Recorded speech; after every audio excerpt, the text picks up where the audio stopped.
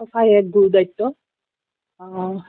দলে মোক আমাৰ অসম প্ৰদেশ ভাৰতীয় জনতা পাৰ্টিৰ সভাপতি মহোদয় প্ৰমুখ্যে আমাৰ মুখ্যমন্ত্ৰী ডাঙৰীয়া ডক্টৰ হিমন্ত বিশ্ব শৰ্মা ডাঙৰীয়া, তেওঁলোকে মোক এটা ইমান মানে গুৰু দায়িত্ব প্ৰদান কৰিছে।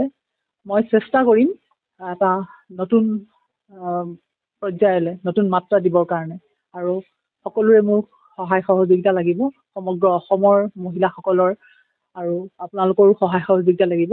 সেইখিনি সহায় লৈ পেলাই শিৰোগত কৰি মই আগবাঢ়ি যাম। 2024 ইলেকশ্যন সমাগত আপোনাৰ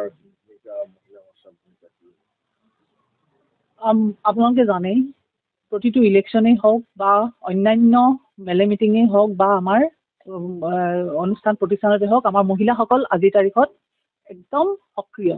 গতিকে তেওঁলোকে এটা খুব ভাল ভূমিকা পালন কৰিব আৰু আমাৰ দেশখনক আগবঢ়াই লৈ যোৱাত আজি মহিলাই যেনেকৈ ওলাই আহিছে বা সহায় কৰিছে, ঠিক তেনেকৈ আমাকো অসমতেই হওক বা ভাৰতবৰ্ষতে হওক সকলোকে তেনেকৈ আগবঢ়াই লৈ যাব। মহিলাৰ বাবে 33% যিটো প্ৰথা চলি আছে, সেই ক্ষেত্ৰত আপুনি কেনেধৰণৰ?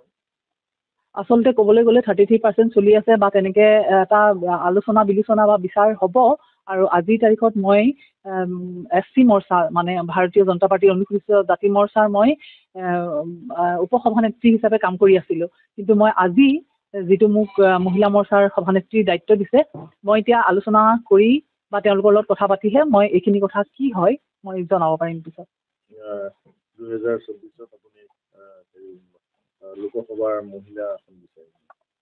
মই নিজে ব্যক্তিগতভাৱে নহয়, মহিলাকতো বিচাৰিব আমাৰ, আৰু সেইটো বিচাৰো কৰিব ক'ত ক'ত দিব পৰা যায় সেইখিনি সময় আছে। তেওঁলোকে ঊৰ্ধ্বতন মহলে আলোচনা বিলোচনা কৰি আগবঢ়াই লৈ যাব।